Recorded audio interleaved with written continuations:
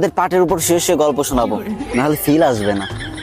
তো ঘটনাটা হয়েছে কি, এক স্বামী বউরে বাজার থেকে একটা লাক্স সাবান কিনে এনে দিল। তো বউ বলল, ওগো এই সাবান কিসের জন্য আনছো? তখন স্বামী মুচকে একটা হাসি দিয়ে বলল, এই তুমি ভুলে গেছো নাকি আজকে না তোমার আর আমার ম্যারেজ ডে? আমি তোমাকে কতটা ভালোবাসি, আর আমি কি তোমাকে একটা গোলাপ দিতে পারি? তাই তো আমি তোমার জন্য নিয়ে এসেছি হাজারো গোলাপের সুগন্ধে ভরা লাক্স সাবান।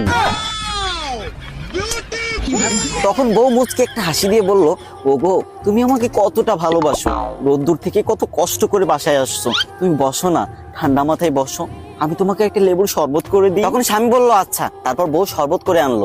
শরবত খাওয়ার পর স্বামী তো একটু বললো, বউ ও বউ এইটা কিসের শরবত, আমার গলাটা বড় হয়ে চলে গেল।